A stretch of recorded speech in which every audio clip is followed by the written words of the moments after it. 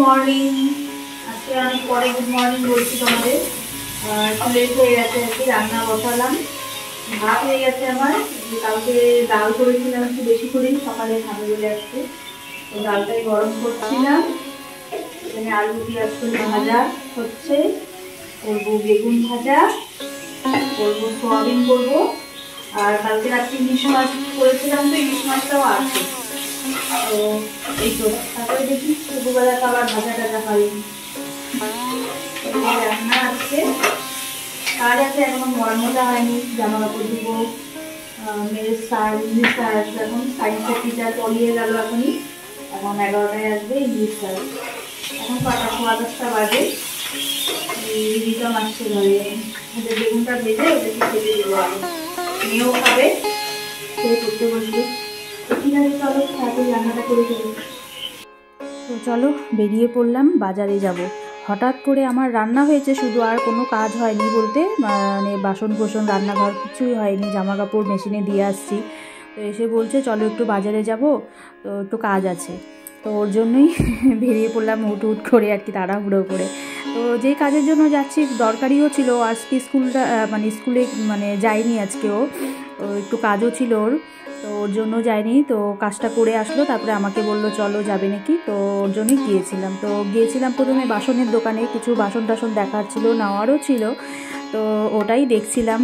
নিয়েওছি কিছু, আর কিছু বাকি আছে। তো আবার কয়েকদিন পরে ওটা পছন্দ হচ্ছিলো না, তো কবি একদিন পরে এসে বললো কাকু নিয়ে যেতে, তো নিয়ে যাব। তো অনেক কিছুই নেওয়া হয়েছে, আর এগুলো কিসের জন্য কার জন্য নেওয়া হয়েছে তোমাদেরকে কিছুদিনের মধ্যে আমি জানিয়ে দেবো আর কি।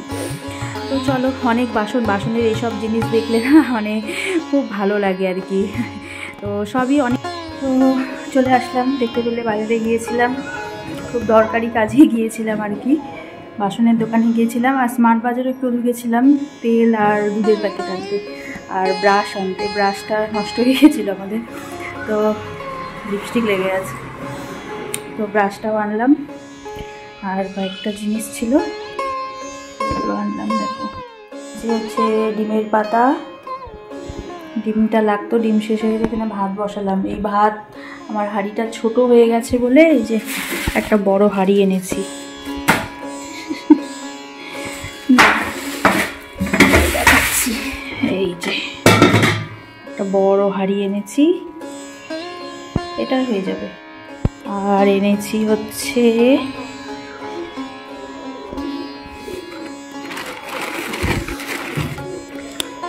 ব্রাশ,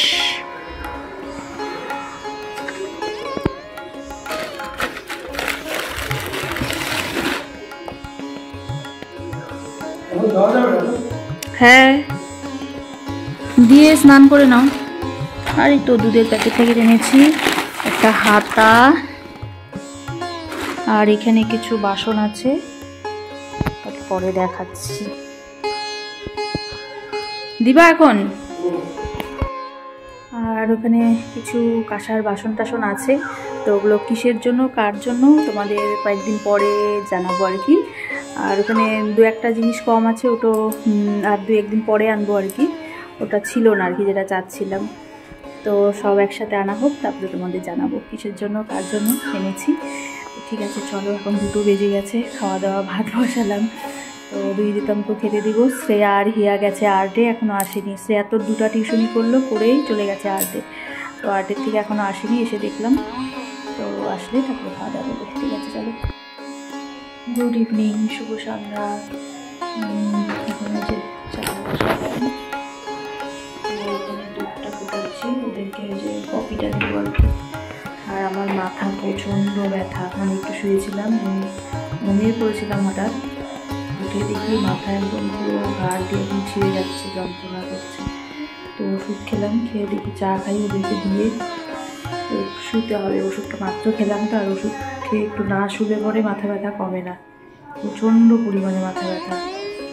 আর তো রিতমরাও চলে গেল বিকেলে, 4টা বাজে, তখন বেরোলো ওরা, খাওয়া দাওয়া করে টোরে তারপরে বেরোলো, চলে গেল। আজকে বাড়ি একদম ফাঁকা।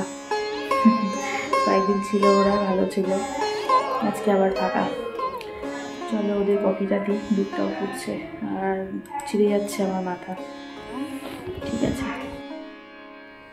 এখন যে শুয়েছিলাম বললাম না, তখন এসে যে ভাত বসালাম, ভাত বসিয়ে তখন ডিমের পাতাটা জেনেছি, তো ডিমগুলোই রাখছিলাম, ফ্রিজে রাখবো আর কি। আর চায়ের বাসনগুলো ধুলাম, ভাতের জল বসিয়ে চায়ের বাসন ধুলাম আগে। তারপর আমার চোখ মুখের অবস্থা খারাপ হয়ে গেছে, এত আমার মাথা যন্ত্রণা করলে খুব কষ্ট হয় আর কি, পুরো বমি হয় এরকম ব্যাপার। চলো ভাতটা নামাবো। আর ডাল, সয়াবিন আছে, সবজি আছে একটু। বাইরে বললাম একটু তুমি আলু ভাজা করে দাও তোমার দাদামের জন্য, মানে আমি নিচু হয়ে যে আলুটা কাটবো সেটা আমি পারবো না এরকম। তো বাইরকে একটু বললাম তুমি একটু তোমার দাদা ভাইয়ের জন্য একটু আলু ভাজা করে দিও, তাহলেই হবে, আমি তো খেতে পারবোই না আজকে। তো ঠিক আছে, ভাতটা নামাই আর ডিমগুলোকে রাখি, নাহলে সকালবেলা আমি সময়ই পাবো না। ঠিক আছে চলো।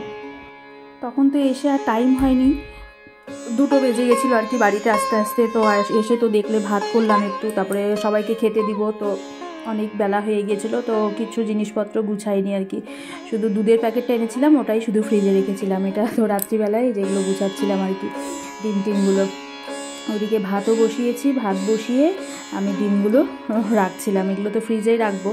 আর ডিমটাও একদমই শেষ হয়ে গিয়েছিলো আর কি, তো নিয়ে আসলাম। ডিম তো আমার রোজকার ডিম লাগবেই, আর ডিম আমি সব রেখে এই ঝুড়িটাতেই রাখি, তোমরা দেখো আর কি।